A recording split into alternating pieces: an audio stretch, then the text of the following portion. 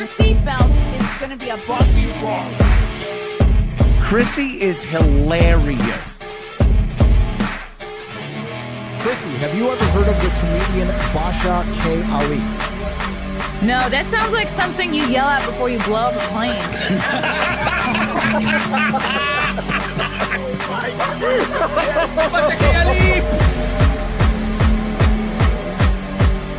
30 seconds remaining.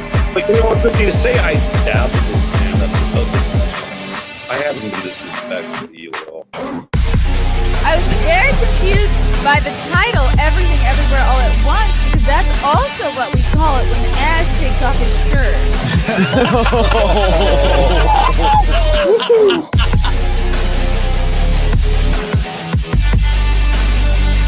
I shouldn't be up here. I should be in school on the other side of the ocean. Hey, boys and girls. Hello. Happy Thursday evening. Welcome to another episode of the Chrissie Mayr podcast. I am coming to you live from upstate New York. I'm on location from where we will be having just in a couple short weeks. My goodness, what is today? August 14th? 1, 2, 3 weeks. Like a little bit less than 3 weeks from today, 3 weeks from yesterday, Chrissie Mayr's Content House will be kicking off right here. Well, not in this room, right here at the Villa Roma Resort in upstate New York in Callicoon.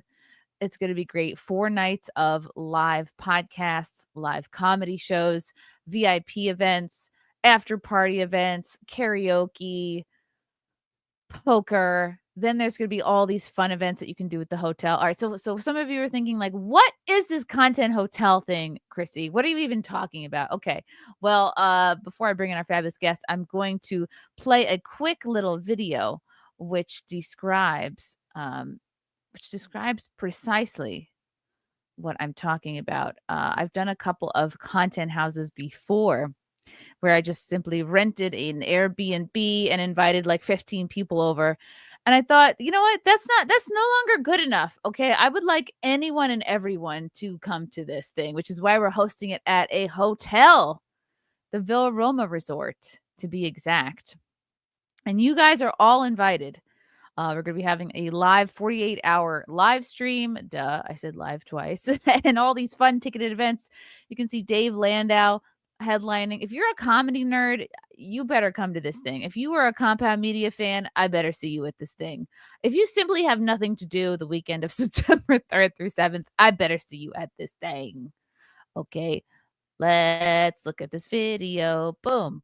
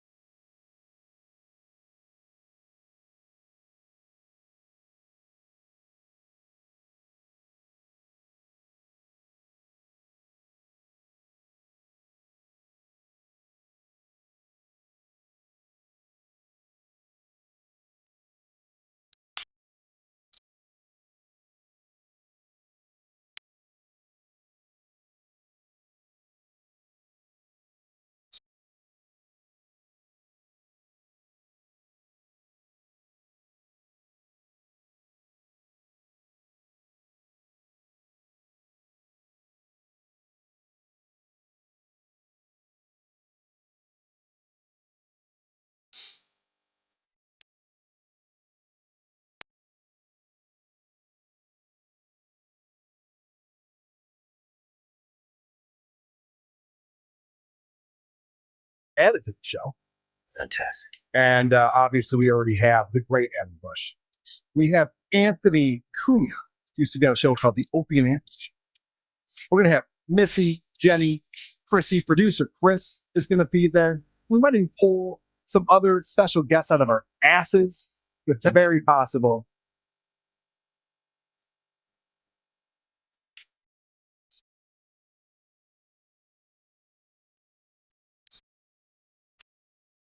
Ooh, wow. And that's all of us there.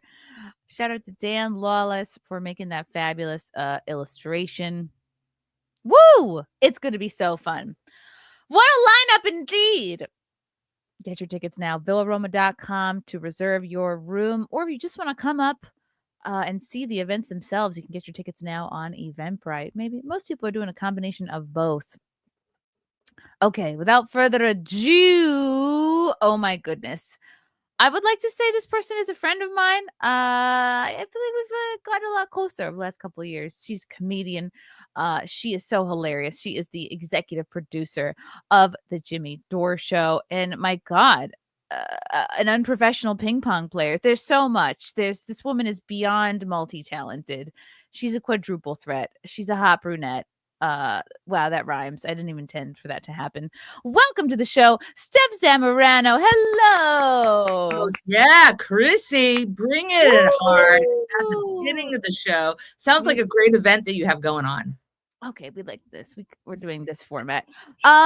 Yes, not to make you feel FOMO at all, Steph. But I had to promote. I had to play the little promo video. So yes, very excited about that. I was telling Steph before, I'm like, we have a chip sponsor. I've been sampling the goods. Oh my God, that would be too much for me. Chips. I love chips. Who doesn't like chips? Chips are the best. Actually, yes, Deranged Lunatic, you can buy the Content Hotel poster. We will be having those posters for sale at the event. Note to Frank, print those posters out. Okay. Steph, I haven't seen you in a couple months. Last time I saw you, it was a club that we did together. Was it the Funny Bone? It was the Funny Bone in Hartford, Connecticut, which I always love because if you say it fast enough, it sounds like Harvard. Hartford. And oh my God, what just a fun night. You and Jimmy are just so gracious to have me on your show, and always we are gracious. Thank you for finally noticing how gracious we are. I don't know. We just love funny people. You know, like who doesn't want to be around somebody who's funny? It's so true. It's so true. I always say to the baby, like, can't you be more funny? And then he does. He'll like literally he had poop in his butt today, and who hasn't? Just clenching his cheeks together, would not let me clean it out. And I was like, if this is how you want to live your life, buddy, I'm telling you, it's not going to get you very many girlfriends, but be my guest. And then I was like, wow, I really wish I had put a changing pad down instead of just doing this bare on the bed I sleep in. But I'm learning lessons here and there. Steph, tell me about the tour you guys are on right now, which cities you've been to, which cities you're heading to, and which have been your favorite cities so far? Okay, so we in June, at the beginning of June, we ended up planning to go to Europe for the first time to Ireland, Scotland, Manchester, and so Wednesday morning. So we do Jimmy's live show Monday, Wednesday, Fridays. And so Wednesday morning, Jimmy wakes up and he goes, oh, I'm not feeling good. I'm like, oh, that's too bad. Don't do the show. Take a break. And he goes, no, I'll do the show. So he goes ahead and he does the show. And we have dinner that night. The next morning, Thursday morning, he wakes up like 5:30 in the morning and he's groaning. He is groaning in pain in the bathroom, and he like opens the door and he goes, I'm not good. And so I have to go figure out some stuff. We call 911. He's in horrific pain. Oh no. He's having a kidney stone. Oh, Frank had one of those. Oh my gosh. And we were like just like a couple years into dating. And I was like, ooh, I'm getting to watch you pee blood. This is so exciting. We're really getting intimate. So we end up call 911. Two guys come and get Jimmy. Jimmy gets in, and I'm like, what? We moved to a new area in LA. So I'm like, I have no idea. We used to live in Pasadena. I know exactly we'd go to the Huntington. I don't even know where they're going to take Jimmy. I'm like, where are you going to go? They go, we're going to go to St. Joseph, Providence in Burbank. I'm like, great. Okay, I know where that is. I go there. We get in. Jimmy is moaning. They won't give him morphine. Oh, no. And you know what? Stand corrected. They gave him morphine, but it wasn't doing the job. And he's just in pain. And they go, yeah, we know we know it's a kidney stone. We know that it's in pain. And I'm like, oh, well, I think he needs another shot. 2 hours go by. They don't give him a shot. And I'm like, oh my God, hey, he needs a shot. They finally come in. Long story short, they give him a shot. He's going to have a procedure that night, like in a couple hours. Great. In the meantime, I'm supposed to go and get shit ready. This was the day, Thursday, that I was going to get ready for our trip for a couple weeks. And I'm like, oh shit, this isn't going to happen. Blah, blah. I have to do anything, all this other stuff. He gets a procedure that night. And now we're going, oh my God, are we going to be able to go to Europe? Are we going to have to cancel our trip? What are we going to do? What When were you leaving for Europe? Was it like Saturday? Okay, so it was Thursday. Okay. Thursday, and he's going to be released on Friday, like around noon. Meaning tomorrow. Uh-huh. Oh, and then Saturday, he was going to have to get on a flight at 8 a.m. All right. So we consult with the doctor. The doctor says, not a problem. You're going to be able to go on that flight. We're like, really? Except he has a stent put in. What is that again? Is it like that is evidently something from your kidneys, I don't know, through your body, comes out through your penis. So it is a long, thin, kind of think of it like a tiny straw. Okay. And at the end, there's like this curly cue of string. What's that for? It comes out of the tip of the penis. For is you, your job to be able to remove it. Is this your job to removing it, to fashion it, to look at it, to deal with it? And later make it into a little bracelet. You have to be surveying the scene here.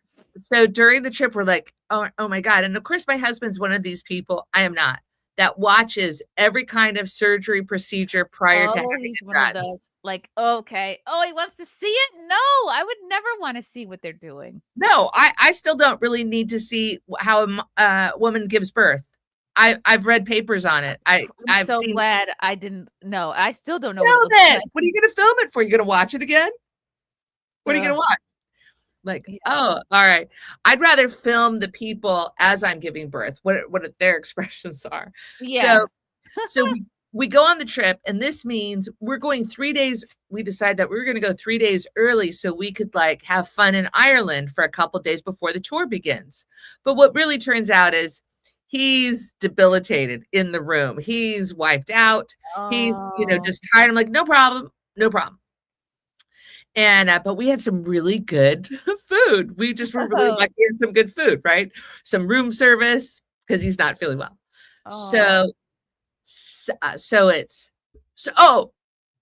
And he plans all our trips. Jimmy's a beast. He's been touring for years, so he's like he gets the hotels, he gets the flights, and he texts me my ticket. So when we're in LAX, before we get to even leave, I look at the flight and I go, it's landing late. It's leaving later. It's landing later. We're going to miss our connection. And so I go to the clerk, whatever you want to call them. And they go, all right, let's go ahead and figure this out for you. They figure it out. Great. We're going to take a flight later. Fine. We're going to now wait another hour and a half.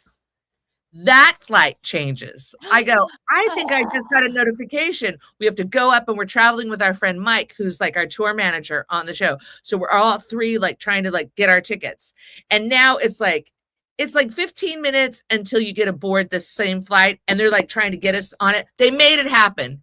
These clerks made it happen for 3 passengers. Great. Whoa. So you got back on the original flight now? No, we got moved, and finally on the 3rd flight we got it. Whoa. And usually I'm the last person that's aware of any of the flight stuff that's happening. And then I was like, because Jimmy's not well, I had to like take on the role of like, I'm going to get us to Europe. So we end up we get to Europe, and Jimmy has a stent inside him. And every day I look at him and I go, are you going to pull it out? How long does it have to stay in there for? Until Monday. So Friday. Thursday it's placed Whoa, to Friday to Saturday to Sunday to Monday. that's a lot of days to have a So- tumor in the penis. So he's in discomfort, but he's like hanging in there. And we're in Dublin. And so we end up, it's Monday morning, and Why did it have to be in there? Because like if the kidney stone had it not passed or it passed, you know what? I don't want to know why. It just is there. So what ends up happening is Jimmy's standing in the shower ready to remove it because he's watched the video. oh, He knows like you have to pull it out in a steady flow, but you while can't. you're peeing? No, you're just like pulling it out Okay. in an even way, and you have to do it. And he's in the shower for 15 minutes. He hasn't done it. 30. Okay. He hasn't done it. An hour and 15. He hasn't done it. Then he goes, "Hey, I think you're gonna have to do it." And I'm like, no. I mean, we work together already. I don't need to add another layer of you didn't do it right or like any kind of thing. You're his Medical. friend. You're his tour. It's terrible. Yeah, you're everything. So he ends up. I go, oh, so it's now almost 2 hours, and Two I- people had the suggestion of tying it to a doorknob at the same time. no. And then I texted the doctor. The doctor called us back from LA. It's 6:30 in the morning, LA time. I don't even remember what time it is in. So I can't believe this doctor gave you his cell phone. oh yeah, because he knew we were going to be in Europe and that he was going to remove it. And so I go like this to Jimmy. I go, here's the doctor. And I just put the phone in the bathroom. I won't even walk in the bathroom. I'm like, oh, here. Right. I put the phone there. Yeah. You're like, oh no, it's on FaceTime. Don't look. And the doctor says, and Jimmy's like, okay, he's going to like tell him the procedure and everything. And he goes, all right, Jimmy, go ahead and pull it.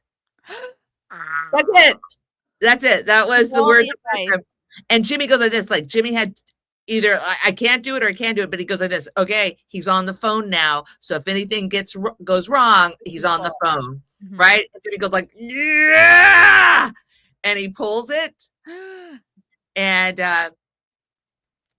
wow, Was it like a that tape? was before we went to Europe. We had waited years to go to Ireland, and here we are, and he's in this situation. He's an animal that he was. Wow. I would have gone, honey, I have a foreign object embedded in my body. I am not getting on a flight. Wow. That's not happening.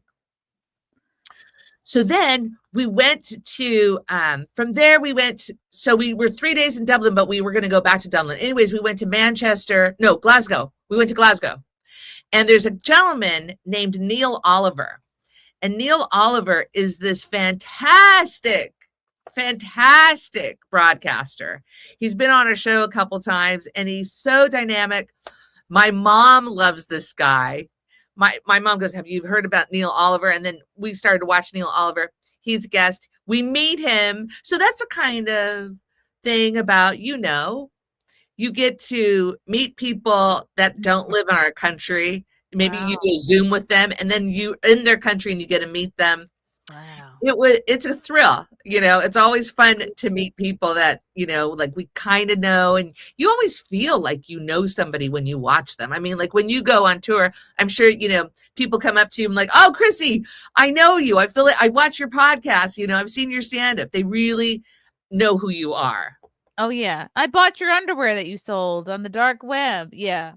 They really feel like I'm like, hey, you're not supposed to tell anybody about that. Luckily I haven't. Well, I'll take that back. I do have a person or two who send me disturbing handwritten letters. I'll leave it at that. That I don't quite know what to do with other than show the police and then keep them in a little box. But other than that, most people I meet are just darling and Okay, so like that idea of keeping them in a little box. Now I get it. I get why it's kind of like this weird memento. But I don't want to keep them. Frank's like, you have to keep them in case something happens, and now we have a paper trail from. tell Frank to take a photo of it. I know. I just don't want the juju. I don't want the vibes. I don't want. The I would burn it. I would let it go. Yeah, no way. I don't want it. I don't want it. I'm going to take pictures of. Go get them now and throw them out. Burn them on camera. They're not where I am right now. They're back right home. Right. But yeah, as soon as I get back, I'm going to do that. It's unsettling to keep something weird like that someone sent you. Oh, totally get it. Totally get it. I'm like, what should I do with it? Oh, we have a super fan here. Thank you, Calix. Steph, you're beautiful. Steph, super fan here. Ooh. I'm really not happy with the thing with my hair, but we'll make it. Thank you, Calix. Or is that C, Alex? There we go. I think Calix. The hair looks good. It's like a bit of a wolf cut you have going on. Yeah, it's done better. I could have used the studio camera, but I didn't want to bother our editor.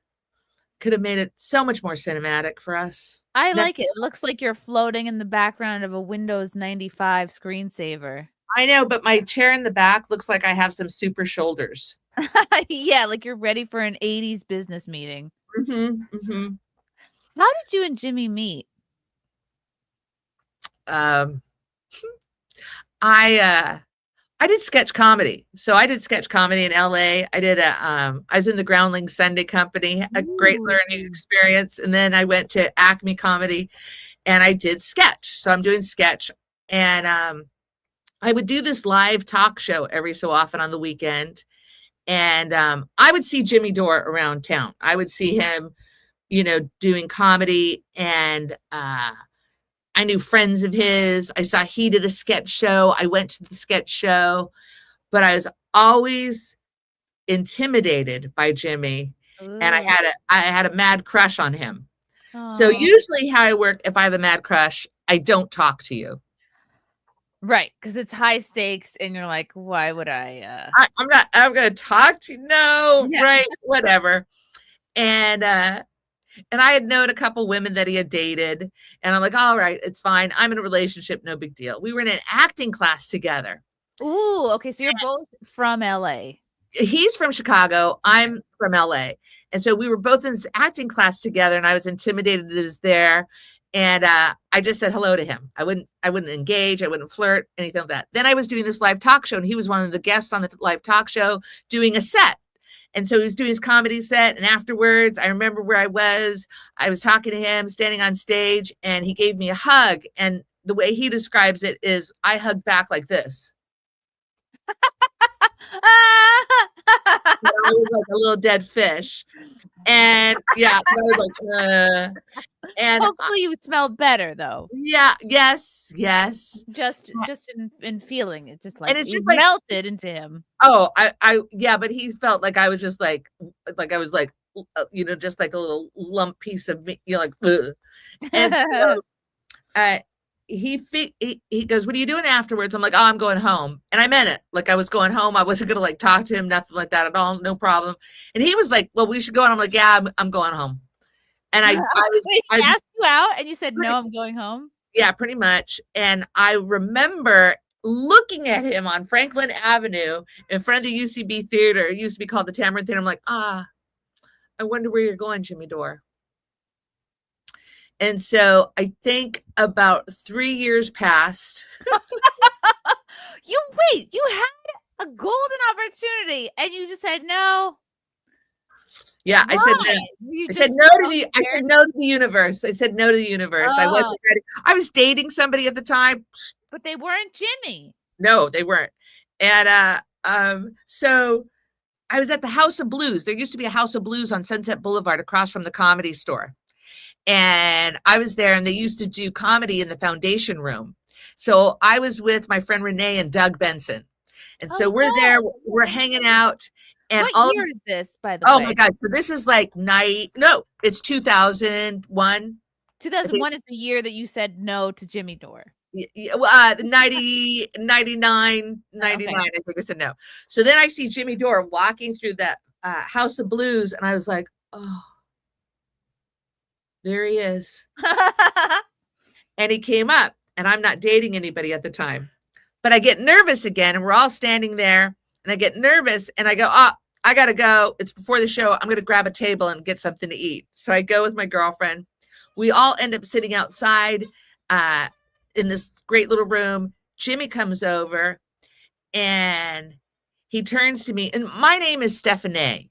It's not Stephanie, it's Stephanie. It's spelled Stefane, accent agu. I'm a Mexican with an agu. And he ends up leaning over and he goes, hello. Which sounds like a black girl's name. Really. Well, my sister's name is Desiree. Desiree and Stephanie. Yeah. And so he comes over and he goes, hey, Stephanie. And I'm like, oh, he's so sweet, right? And I go, hi, Jimmy Dore. And he was busting my balls. He was making fun of my name. And I thought, I'm like, all right. So then he accidentally pronounced your name correctly. Yeah. No, he did it on purpose. He wanted, he asked Doug Benson, he goes, hey, isn't that girl Stephanie? And Doug Benson, Stephanie. And he goes, yeah, Stephanie. He goes, like, she's one of the ones that changes her name to get to Hollywood. I'm like, no, that's the name. So he ends up,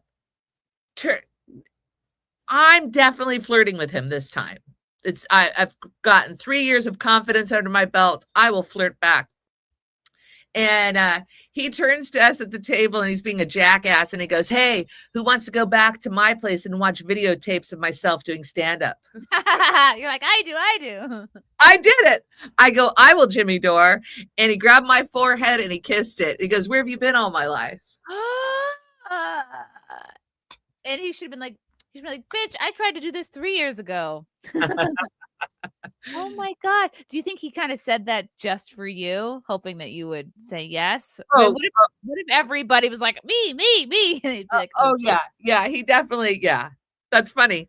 That's the only way I took it. It's definitely pointed towards me. Nobody else at the table was, so. Oh, wow. That's so, okay. Oh my God. So then you go to his house. Did you watch any stand-up or did others? I didn't go to his house that night. Okay. And when he goes like this, he goes, hey, let me have your number. And I'm like, oh, all right, here's my number.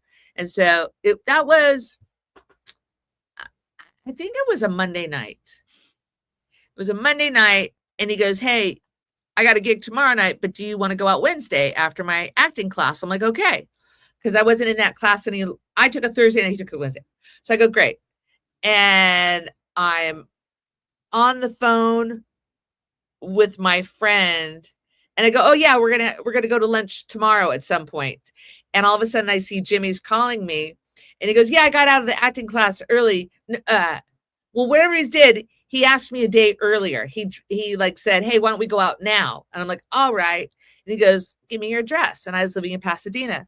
So he comes to Pasadena and he goes, where do you want to go to eat? He goes, let me take you out. Where do you want to go? And I'm like, how about we go to In-N-Out?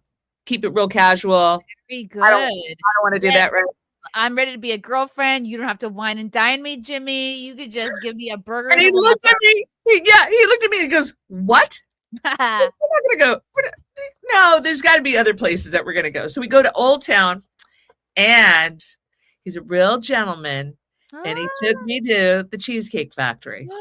The Cheesecake Factory is a perfect date spot. The menu is so extensive. You can get anything you want. And it's kind of fancy inside. I don't know if like I'm sounding a little bit poor here, but that's I love it. Upscale casual. I loved it. I don't think I really went to the Cheesecake Factory that much, and this is 2000. So Cheesecake Factories, I think, are pretty new at that time. So he ends up, we're sitting there in a, just like in a banquet where you're like face to face each other. Ooh. Right. And I'm so nervous. I order a beer and I drink it out of the bottle. And he goes, what what? And I go, I don't even drink beer, but for some reason I'm like, why don't I? And I'm like drinking out of a bottle. And he goes, he thought it was so funny. Like he couldn't quite figure me out. And I was just nervous. Oh. So pretty much that night, we started a date. Oh my God. I love that. And it was fun for me because I always loved stand-up. I always loved it, but I studied theater. Boo! You don't need to study theater. You could be a director, or you learn how to do a camera work. But with all the technology that we have now, it's way different. But and acting theater is way different than acting for the camera. So different. I mean, you learn so much having a really good acting class, a lot. And so I would go like to Largo with Jimmy. And I'm like, Largo, what's Largo? And Largo was like this cool, alternative comedy scene. And this is the one that was on Fairfax. And it was the small Largo. It was the one that, I don't know, maybe, I don't know, 75 people could fit in the club at that time. And it was just fun. And it was a whole nother experience, for me than sketch comedy, because I think sketch comedy, it's almost like sketch comedy are a bunch of Christians and comics are a bunch of hard drinking Catholics. You know what I mean? Like there's just a very different vibe, I think. Oh yeah. I came from an improv background too. I never really got into sketch, but like I didn't study theater in college, but like when you do improv, you are surrounded by theater people. I did a little in college and then like a little improv, but then did UCB, did Magnet Theater, did a one-person show. One woman. I don't know. What is this? 2021, the pronoun era. And then when I fully decided to go into stand-up, I'm like, this stand-up people are so different than improv people, and I'm sure which are so different than sketch comedy people. But stand-ups really are. It's like it's all these lone wolves, whereas like improv, it's like a team sport. It's like stand-up is really more ballsy, and there's something about stand-up. It's really like it's more hardcore, and it's more like you could actually earn a living at this. Whereas with with sketch and improv, it's like, even you're if you're waiting to get cast. Yeah. I think for improv certainly lends itself for the auditions process and for the writing process. Improv is like a wild roller coaster, tons of fun and nerve-wracking. And, I loved it. I loved doing improv at the Groundlings. I thought that was a blast. It was so exhilarating. And Groundlings is like one of the best theaters, like you probably had to audition for that and were plucked out of many others. So yeah.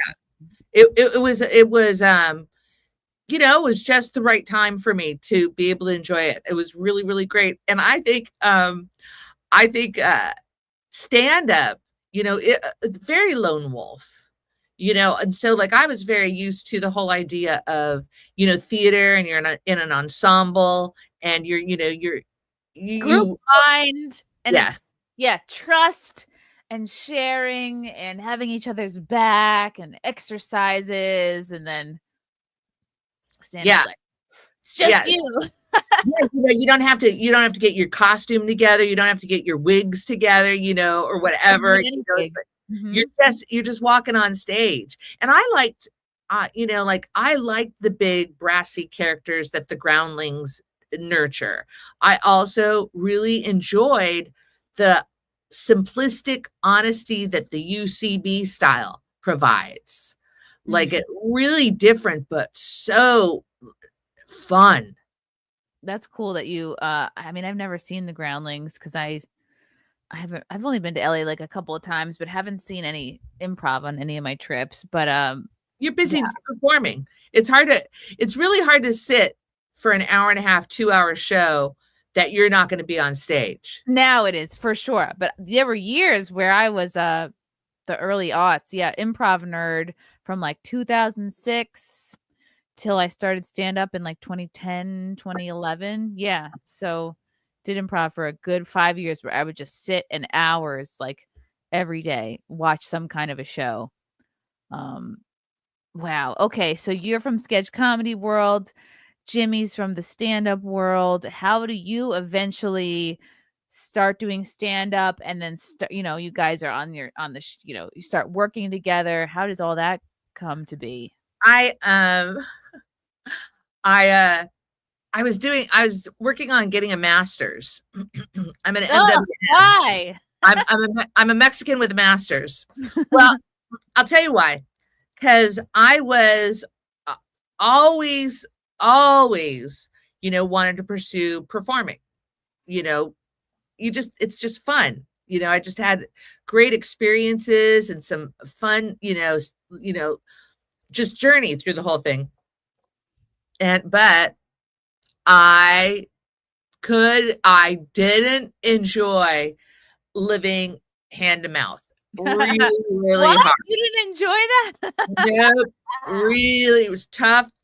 And so when I told my mom long story short, when I told my mom that I wanted to go into, acting, my mom hugged me and she got choked up because, I'm a woman of color. And I know you're like, oh, that doesn't really matter. Well, in the 90s and early 2000s, there's not a lot of diversity. You still don't see a lot of diversity, by the way. You're like, oh, yes, you do. No, you don't.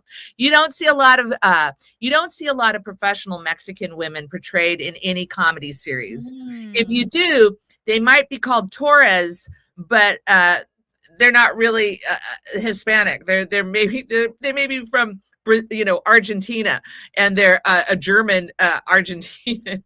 They're not. People in our own chat don't believe you're Mexican. Yes, I put the can back into Mex. I can. All right, ladies and gentlemen. And a lot of people think I'm Italian. Because they like. Oh yeah, that's how you come across too. You're very warm and welcoming, and a lot of people think I'm from back east. And I'm in California. I'm like, I'm fine. Think that I'm back. I love that. Whatever that energy is. So, so when you're a teacher, and how you can, as a high school English teacher for over 20 years, and that's what you got your master's degree in. Yes, because if you get so I could do a master's program once a week in the city of Pasadena, once a week for 2 years to get a master's, which would mean about $10,000 increase in pay. Huh? That's worth it. Right? Security. And so I got my master's, and Jimmy says, hey, I think you should try stand-up.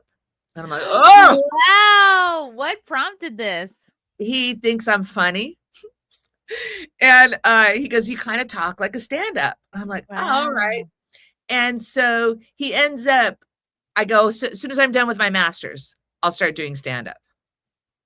And so I started to do stand-up.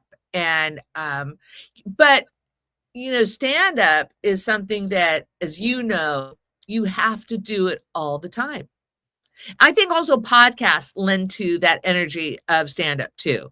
Mm-hmm. Like, you're having conversations, and like, in a way, when you're on stage, you're having a conversation with the audience. That's why those, moments that are so precious, like when it's like, you're on stage having a real reaction to somebody or their behavior, and you're great in the moment. You're really like, thank you. Mean, like, I'm so like, I always just like enjoy watching your content, because I think that you're honest. You're honest, and you're having a real reaction, and you're a ball buster. Being a teacher, I always had to learn how to be very kind of patient and nice and pleasant and welcoming. And none of those skills are necessary for stand-up. No, you can call people retarded in stand-up, or you can as a teacher. Yeah. And so, my friends, when I was a teacher, I would always try to give them advice. They're like, oh my God, you think so fast. I'm like, yeah, it's easy for me to give you advice in the moment, but, and I it's improv, we have improv class, A lot of Right. Teaching, that's those are all transferable skills from improv to teaching for sure. And then of course stand up, dealing with the crowd. Uh Sometimes you can have more fun talking to the crowd than doing your rehearsed material. Well, it's well, but I would say that when you have those moments, Jimmy's a real craftsman. Jimmy says, one of the things that he recommends that I think is the best advice, two things that he says: record yourself, three things: record yourself, listen to it. Listen to it. That's the tricky part. The recording yourself easy, the pressing play, you're like, ugh. Yeah, and listening to yourself. But on those special moments when you have those, unexpected exchanges, which eventually become a part of your comedy, if you go back and listen to it, if you have, and so, and he always says, he goes like this, people go like, how should I start my set? And he goes, with a joke. Yes. And I think those are all, we're traveling with Chris Keene was with us when you were there. And yes. So Chris Keene is now working with us as our tour manager. He's our editor on the show and he's touring with us. And he is such a different kind of funny, because do you know these people that seem really kind of like inadequate human beings, where you're like, how do they even get dressed in the morning? Yeah. Chris strikes me as that. And then when he's on stage, he's like that. Is that singing frog? Okay. Hello, my baby. Hello, my. Yeah, whoa. Like they won't do anything. You don't think they saving it all up. He's saving up his load to blow on stage. He's like a different person. It's, to me, I love that. I love that he has this, and then he's such a solid person, such a solid dude. Like he's not just into his own comedy. He's very supportive and exchanges ideas and, is complimentary. And I think that's one thing about stand-ups, is there's a lot of camaraderie depending on the energy. Like, like they'll come up and give you a tag. You're like, oh, okay, let me see if I can remember that. That's a good tag. Like I find that's a perfect example of like one candle lighting another candle, and the initial candle doesn't make itself dimmer by passing along a light. You're like, because a lot of times, like, and I'll give a tag and you're happy to do it. You're like, cool, my juice is flowing and I'm listening to somebody else's set and I'm thinking for them. Like, it's someone well enough, you can write in their voice a little bit, or it's a tag you would do if it was your joke, and it feels really good to do. And even if I don't end up using a tag from somebody, it's like, oh, it's thoughtful. It's like, oh, you're thinking of me. You're it's always nice to hear. Yeah, I just have to learn to remember to go over my notes. And so somebody asked me, they go, how do you write? Like, how do you write? And I go, well, first, I get my computer ready, get my drink, and then I have to figure out what to wear. To write? Where you won't see anyone. Like, what do I know, but it's like, oh, will that be comfortable? Like even today, like we're doing this podcast, I'm like, oh, I don't know if I can do it because I've got to do my nails. I want them to look good, My nails are so grody. Not only are my nails terrible, but the baby 2 weeks ago had hand, foot, mouth disease, which sounds terrible and disgusting. Sounds like I have to contact child services. It sounds horrible. And then he went ahead and gave it to me because he's always sticking his hands in my, I'm better now. He's sticking his hands in my mouth all the time. He's offering me like whatever he's eating. Like he drinks out of his water bottle and then puts it in my mouth. I'm like, that's very sweet. Oh, great. Now you've given me your disease. But like I swear it's worse in adults than babies, because the doctor looked in his mouth and they're like, okay, there were some blisters in the back of his mouth and he got a couple on his hands, and he didn't like nurse or eat very much for like couple days, but then he came out of it like a champ. Me, I had blisters. It looks like my hands were both like I had put them on a hot oven, and I had blisters all over my hands, and it itched like crazy for a couple of days. And then like I was in Florida last week, and I'm like, I'm doing these podcasts. I have to keep my hands under the table because if I show them to the camera, I'm like, people are gonna think I have monkeypox or like triple AIDS or whatever. Like I wasn't, it's only contagious if the blisters are like opening or if you're spitting into somebody's mouth or whatever. None of which I was doing because I'm on the straight and narrow now, of course, as a wife and mother. But I was just like, this looks disgusting, and I'd rather not have to just explain it to people. And then I did my shows on Long Island. I guess it was this last weekend, and they're still kind of there. It's just I don't know how I got started on this. I'm like, this is the most disgusting random thing I never thought I would catch from a baby. Do you think you should take him back? Like get a different baby? Oh, take the baby back? Just is that put him back up there, see if he'll go back to his old apartment? No. Oh no, he's the best. He's the best. And like, oh, just love him. He started walking in June. He's 16 months now. And now he's like really crushing it at walking. All he wants to do is just walk everywhere. He wants to walk on top of rocks, on top of a hill, going down a hill, on top of grass. Like he wants to like do all the different kinds of walking. I'm like, oh, this is so cute. I've never heard that term for a baby, really crushing walking. And I think I like it. I think that's great. Just like stomping around. I don't know how I got onto this. Why did I start talking about hand, foot, mouth disease? Apparently it's going around. I'm pretty sure he got it from Dorney Park. That place was. Oh, we were talking about, because I said when I write, I have to get in the right headspace. Right. And then, even for the podcast, I had it like, these nails. Maybe I should pull them off. Oh, the nails. How does your and Jimmy's pre-show prep look like? All right. So it's, this would be Jimmy.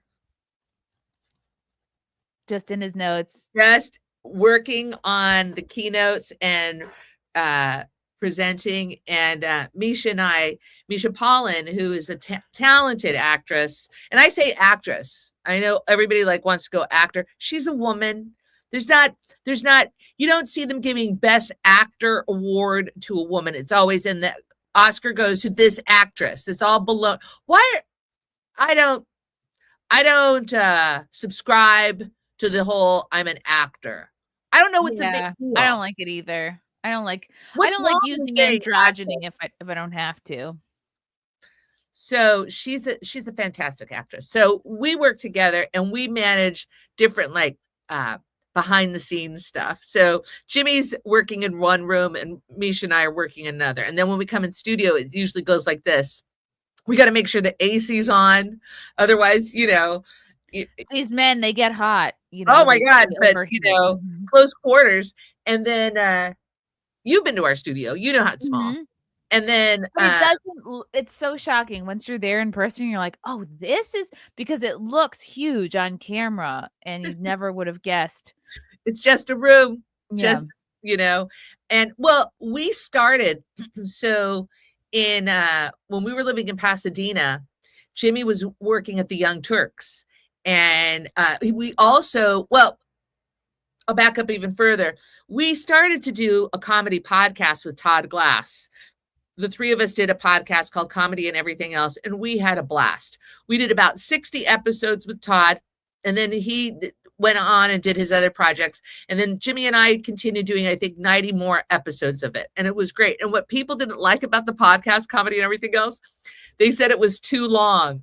We used to do 2 hour to 3 hour podcasts. We would sit there, we would have pot, we would have cocktails, we would do our show, in Todd's house or our house. And we had a blast.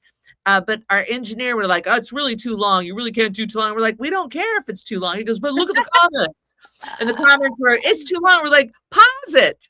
Come back to it. It's not a big deal. You know how it works. Go to sleep, it'll be there. So we did that for a while. And in the meantime, Jimmy was doing a set at the Hollywood Improv, and this gentleman, Ali Lexa, spotted him and said, hey, you know what? You should do a show at KPFK, Pacifica Radio. Jimmy goes and does a guest spot on one of the shows, and they offered him his own show to do, which is a big production undertaking. So this is, I'm going to say maybe 2008. Mm-hmm. I think it's about that time.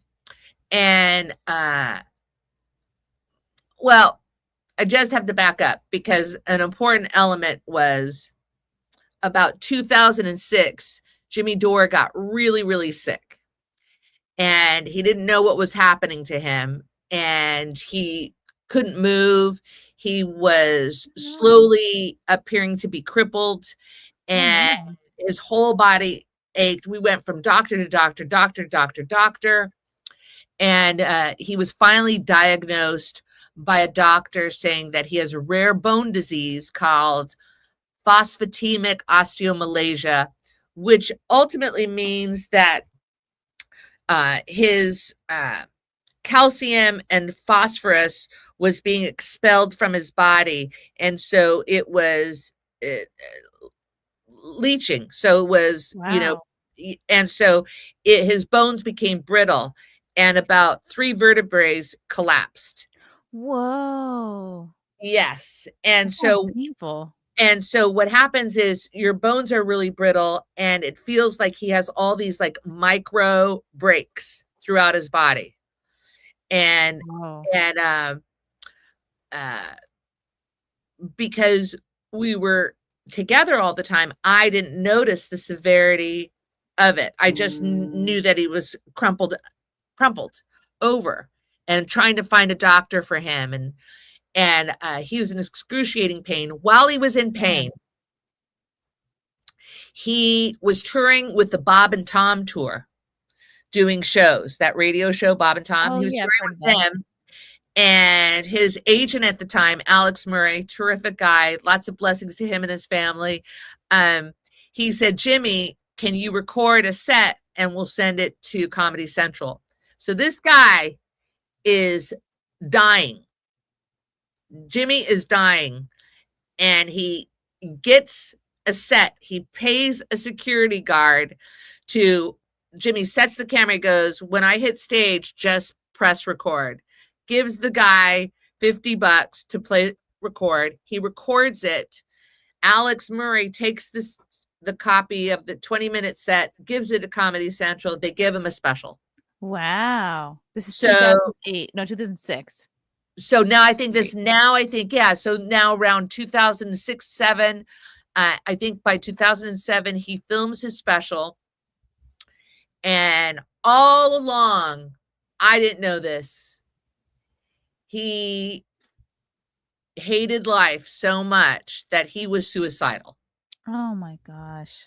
And I didn't know it, but I knew the degree of depression and just devastation of this disease. I knew it. Poor guy. And how many years was he dealing with it? Over 2 years. Wow. Over 2 years, misdiagnosed.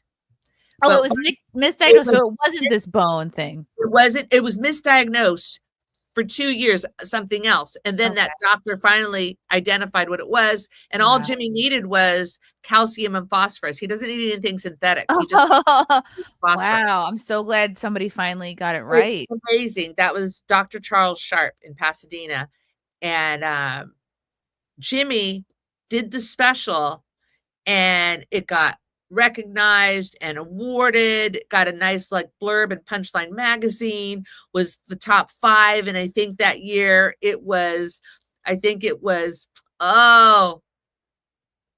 George Carlin, Brian Regan, Bill Burr, Jimmy Dore. Wow. I forget who the other person was that had that list. So, and because Jimmy was sick, we had to find an alternative for him because stand-up is so brutal with the travel.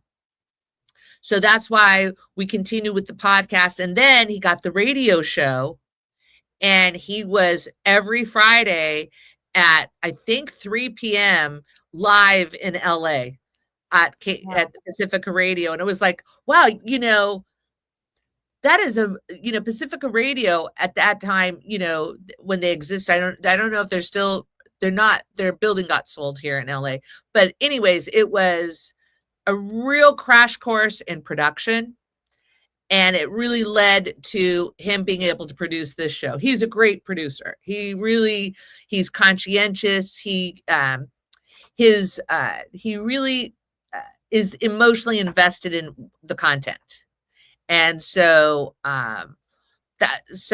those kind of things led to it, where he did Pacifica Radio, then he did the Young Turks, and then he left the Young Turks, where we went ahead and did this show. Okay, wow. And it really comes through everything that he talks about, that he's, you can tell he's so passionate about and cares about everything. And then we're lucky because Kurt Metzger reached out to us, and then he joined the team, and he's just such a kick in the pants. I feel like we have the best team. Our editors, our producers, we have the best team that, and everything comes to an end. All good things come to an end. So right now I feel very blessed with everything that's happening for us. How long were you going on before you heard from Kurt, and like he just sent you guys an email?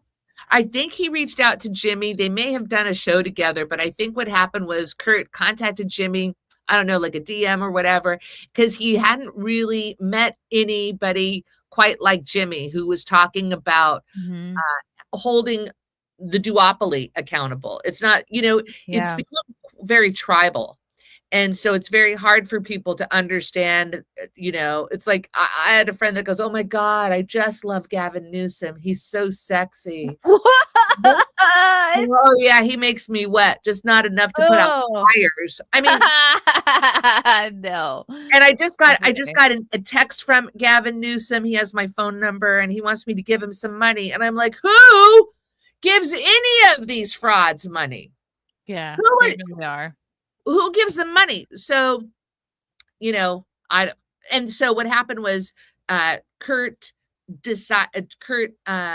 lived in LA, and he just started to collaborate with Jimmy on, writing some jokes, and then he could be in studio. And that's the thing about, doing comedy, or, if Jimmy's going to do these hard content topics that are painful, and you've got to bring funny to it.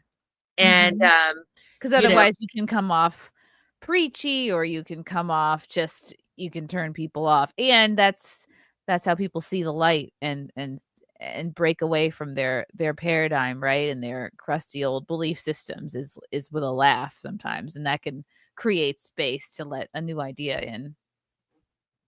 Yeah. Now, I did want to ask you, you're so ballsy on stage. Where does that come from?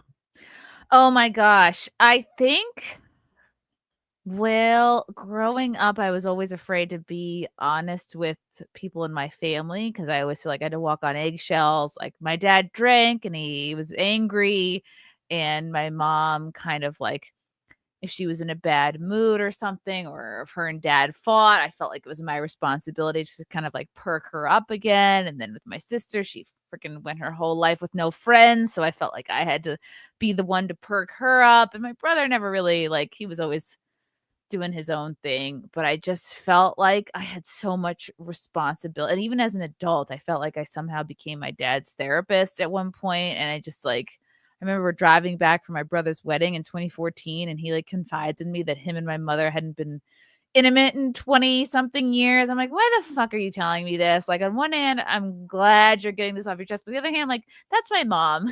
You're not please. I know just boomers are just, they won't go to therapy, but can it not be me? Thanks. That is something I might have pursued had I not gone into comedy, is maybe being a therapist. Because anyway, so I just felt like comedy was stand-up was always someplace I could. I mean, I was always a funny kid, and then I wanted to do comedy in some capacity, and interned at Conan when I was in college, and then did improv. And so I always had this funny bone. I liked I guess the attention and the validation that came with that as well, but I was also good at it, and it was just a form of expression that it made me feel like alive. And then with stand up, it was cathartic to like get out how I really felt without hurting people's feelings. It's just you can be honest, and it's a crowd of strangers that you'll never see again. And so the stakes it's weird. It's one of the things people are most afraid of. Yet for me, the stakes felt very low because these are all people I won't see again. It's not like I'm and I just found a way to make the truth like funny, I guess. And then also textbook liberal with daddy issues who lived in Brooklyn, like a lot of hallmarks of a typical female stand-up comic when I started. So I don't know if that works, if that answers the question. It did answer the question. Combination of like needing validation, but also having a knack for it. It's funny to say that you want to be validated, but you have no problem being contentious if you want to be in a playful way.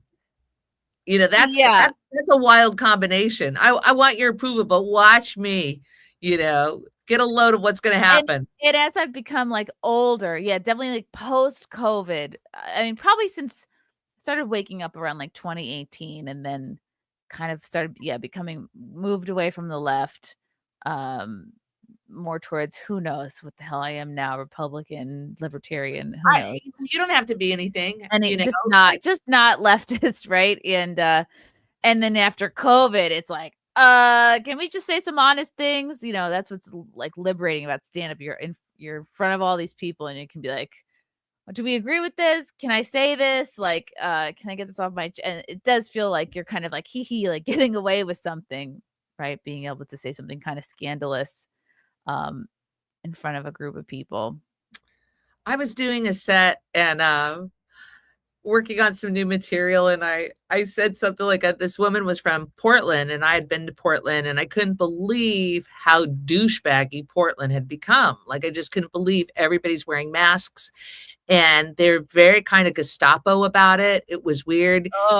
Getting into a Lyft or an Uber. We got into a Lyft, and a guy, and Jimmy got like I don't know if it's called VIP, but he got it was going to be a Tesla VIP new or whatever, right? And the guy wouldn't let us bring a bottle of water into his car. I'm like, it's water. It's a bottle. What is your issue? Couldn't figure out his issue. So I thought I had weird experiences at Portland. Forced him to drink out of it. Yeah. Weird experiences. And I was talking to this woman. I'm like, I find, and she was another comic. So I was talking to this other comic, just like she had just done a set. And I was like going, I just found like, people in Portland were just, you think they're going to be so broad thinking, and then they became very narrow thinking, and they're just, and so a comic after me got on stage, and I think I was, also, talking about Kamala Harris. What can be unburdened by what has been. Right? I think I was, busting balls. You do the best, Kamala. And the next comedian, she got up there, and she looked at me, and she goes, "Fuck you. I wouldn't want you to be my mother." And I was like, where did that come from? Like, and I was like, really, like, I'm like, oh, that is so unfair. You have the microphone, and now I'm playing from good manners, not to say or heckle you, but I'm also, my ego is like, I'm pissed off, and I don't fucking know what I should say at that, because what I wanted to say is something funny. Right. But it was too like, now I'm like, I have my dick in my hand because I don't have a mic, and she has a mic. And so I told Jimmy about it. And of course, Jimmy is like horrified and protective. And he goes, and the woman went on and talked about how she's gay. And that was like what her set was all about being gay. Like that was her identity, gay, That's it. That's her whole personality. Yeah. That was it, gay. And I was like, all right, that's good on you. And I told Jimmy about it, and Jimmy said, I wish you would have said, when she goes, I wouldn't want you for mother. I should have said, well, I don't want you as a son either. Which would be funny, being a dick, right? But it's like, oh, but also I thought the mojo of the universe, like, oh, why do I want to? Why is this person in my life right now? What is this person saying? And obviously, I need to be prepared as a comedian to be responsive to that kind of stuff. Because if somebody thinks I'm a fucking cunt, Republican, it's like, okay, so just let me say the optics of it also was an entitled gay white girl shitting on the older Mexican woman. Huh? Does that work for you? Because if she wants to get woke, if she wants to get in the optics of, like identity politics, right. I fucking win. I fucking win. You're brown. You're the white girl shitting on the brown woman. All right. It's a terrible that's not a thing to do to be a good liberal or an ally or any of those things. Right. Like, so here she thought she was being superior. Yes, she thought she was being an ally. She thought she was being supportive to that other woman. But, Wow. We got a couple of questions here. Oh, from Aldo. What's up, Aldo Casabona? Are you married to this Jimmy person? To this day, I am still married to Mr. Jimmy Dore. And we just had our anniversary yesterday. Oh, wow. Happy anniversary. We've been together for 25 years. So we really feel like that's like, I think that's like 4.5 Hollywood marriages. Oh, yeah. What's the 25th anniversary? Is that gold or silver? I just know it's happy. I love that. Conrad Veit, thank you for the 20. Chrissie Mayr and Steph. Wow, great genes, girls. Yeah. Oh, I have great genes. I just can't fit into them at the moment. I'm going to lose the baby weight. Just hang in there, everyone. Rhinoceros, wow, king of the chat. Thank you for the $49.99. With all due respect, I obviously love Chrissie and company, but Steph, honest, did you ever think you'd be here from circa 2009 till now?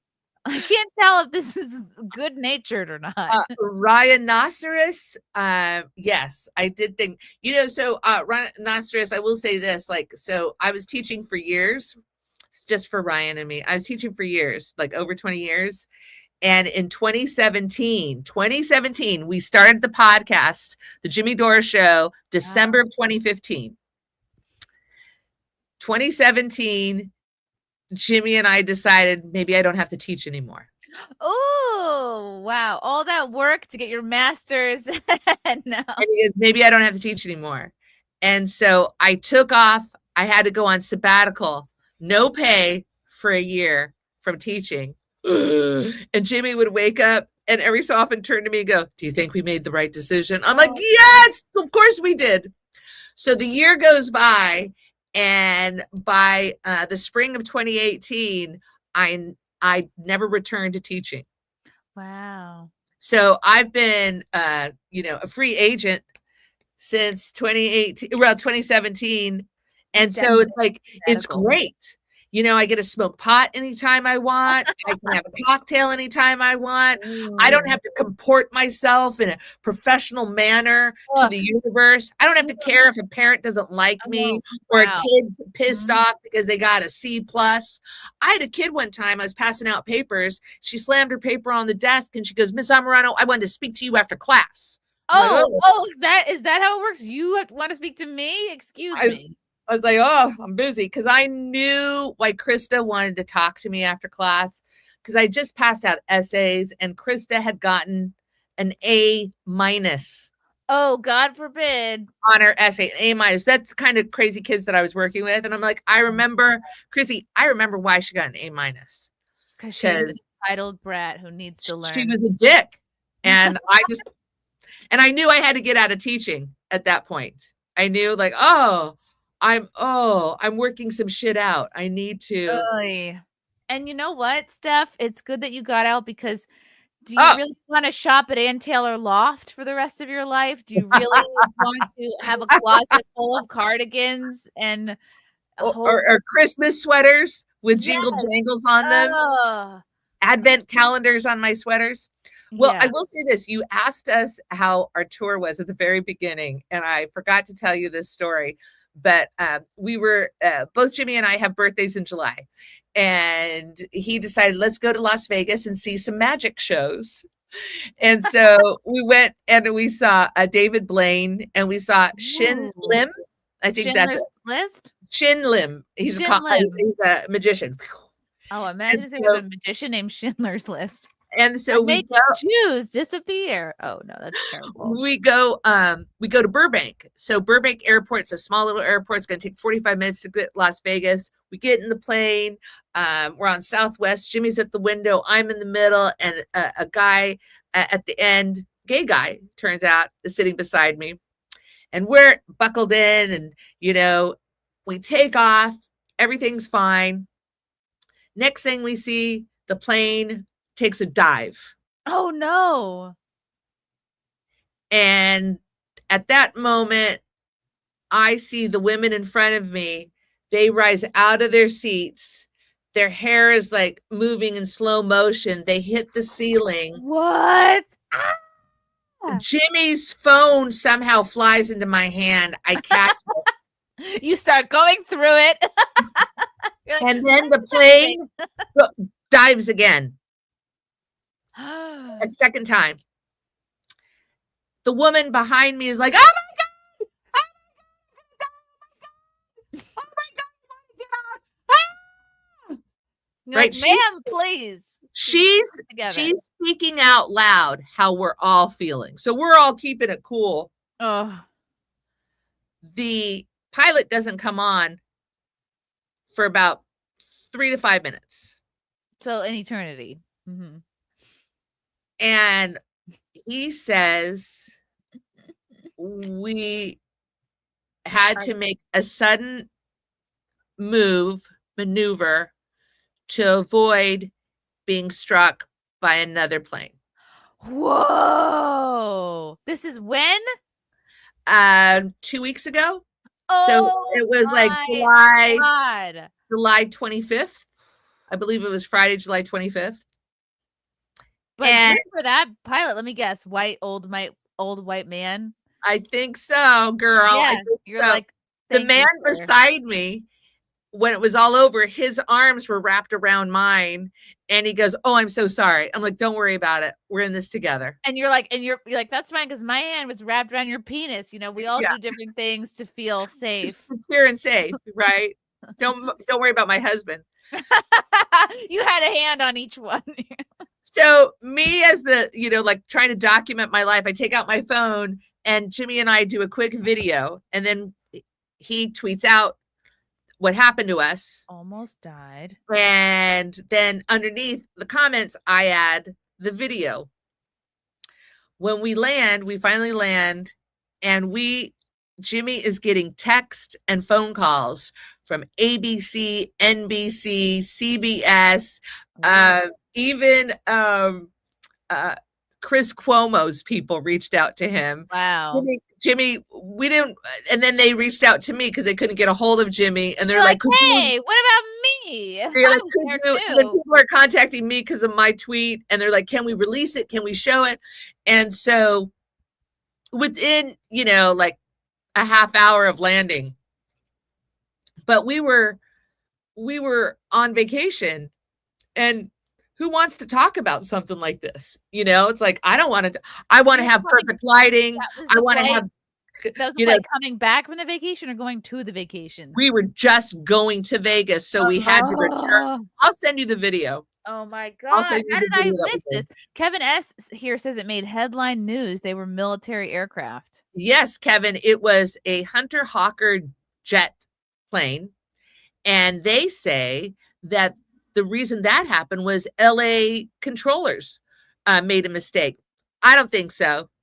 It was a military plane. They train jet pilots. It's a training plane. So I knew by the time we hit our hotel that it wasn't another commercial aircraft because nobody had tweeted it out. There was nothing on I'm on American Airlines. We were on a Southwest. Yeah, it was pretty crazy. Oh, right. Because you can tweet like live from planes now. It's Yeah, they'll give you. Figure out the Wi-Fi. Jimmy will buy that. The internet. I'm like, no, It's always worth it. I'm on a budget. I'm not. I'm just going to listen to my Audible. Oh yeah, I'm going to read a book. I always bring the same book on every trip, and the book never gets opened. I started to read this one book, and it's called 100 Years of Solitude. Sounds What's his heavy. name? Gabriel Marquez. It's some sort of classic. I don't get it at all. I'm like, all right, I've tried. I've listened to it for an hour. I've sat there focused. I don't get it. Yeah, that seems like not a light summer beach read. You got to have something a little Sexy. Yes. Something with romance, something with a shirtless person. But that's so crazy. And so Jimmy and I were in shock, totally in shock, right? And you had kept, I guess, your seatbelts on because you were not amongst the people who were flying through the air, hitting the ceiling of the plane. 2 flight attendants out of commission. They go, hey, is there anybody from employed in Southwest on board or TSA on board? And they moved one of the flight attendants. Why? They're like, the flight attendants pass out. We need someone to pass out coffee. Is anyone qualified? See, I think they were getting ready to do flight service and they were out of their seats. So they were not buckled in. So they were tossed. They poured they would have been on themselves. Completely. Yeah, they're unconscious. Oh my God. So Jimmy and I went to the Sphere the next day. And I don't know if you've ever seen a film at the Sphere. It's this great, huge dome. It's really impressive. And there's this film called Postcards to Earth. And we're sitting there. And this film encompasses you. It's like the observatory kind of situation or Cinerama Dome. It's like all encompassing. And of course, at one point, they have to move the chairs because you're being shook because of an earthquake or cattle running. And it was like, I had PTSD, definitely. Oh, man. Definitely.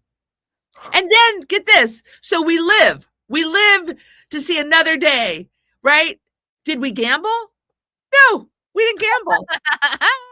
I don't gamble.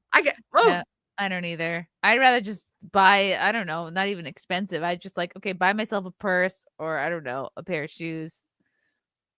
I'd rather see where my money's going. I need something. Yeah. I don't need to lose something. I just think it's just like, it's like I've never tried cocaine. I don't want to try something and then it's and really, then really like bad. it. Yeah. Don't do it because it's like you're already somebody who is upbeat and gets things done and is productive. Like you were a teacher. You don't need cocaine. And I'm not a morning person. Yeah.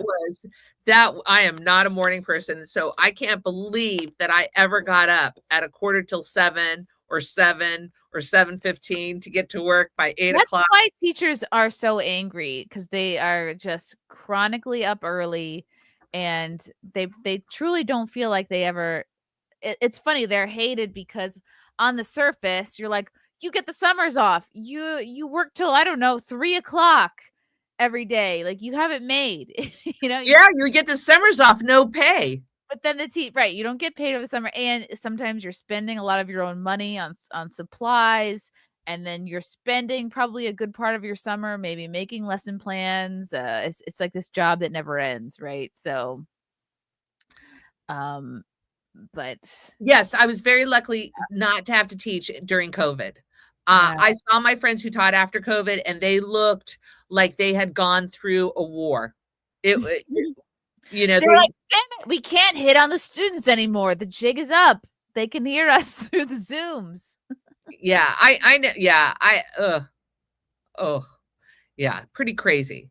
Wow. I'm relieved. I'm so relieved. They said after a couple of years that kids actually functionally had troubles just picking up a pen or pencil to write. It just was like, what? You couldn't believe the deficit that occurred for learning for kids. And if we don't think there's not going to be a lifetime of consequences for a generational people, I have nieces and nephews that were in college. You're paying college tuition to do your classes on Zoom. And guess what?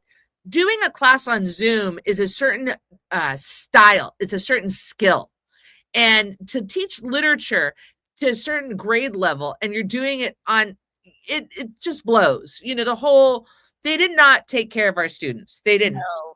And now you can probably ask Grok the answers on a separate screen, and you could probably get away with more bullshit on a Zoom class. It's just I really feel for people who were still in schooling at that time. Like my producer is 22 and he graduated high school, I guess, like during I think 2020 or whenever it was. I'm like, you poor thing, he didn't get to do his prom or any of the things. He's fine now. You know what I would say yes, I would say that they got cheated out of experiences, but I'm wondering how many of those kids cheated out of that experience would ever allow our country to shut down shit the way they shut down shit. True. No, probably not. It did create like a mentality of, well, fuck this. Oh, really? We can't go to the beaches? Really, Gavin Newsom? We can't go to the beaches. You know what Gavin Newsom did? He filled in skateboard parks. Yes, with sand. What a devious motherfucker Gavin Newsom is. And he looks all pretty, and all these stupid people buy into the appearance. You know, that's the whole thing. It's that's what they did with Trudeau too. It's because he looks like a slippery, sleazy, greasy weasel, and people think, oh, he's good. Look, he's got a full head of hair. I'm on board. Stupid. Well, I have a set. I have to go and do a set. Oh, perfect. I was just about to land this plane, so to speak. Steph, where can the people terrible. I'm triggering your PTSD. Where can the people find you, follow you? You know what? I'm on Twitter. I'm on Twitter, you know, as Miserable Lib. You can find me. And then also I'm on Instagram on Miserable Lib.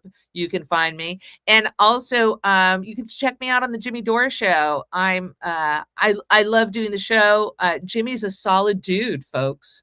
Good thing I married him. It all worked out for me. And then, you know, as far as the tours go, you just go to jimmydore.com. And I tour with Jimmy. And so our tour is coming up. We're going to have some fun in the next couple months. Go see them. Subscribe to the Jimmy Dore show if you're not already. No, she does different camera work. She doesn't look miserable. She's glowing and gorgeous. I've been miserable. Okay. I hide it behind my glasses. Steph, you're the best. All right, y'all. Thank you so much. Give Jimmy a hug for me. Thank you so much, Matt, for your comments and questions, and we'll see everybody next time. Bye.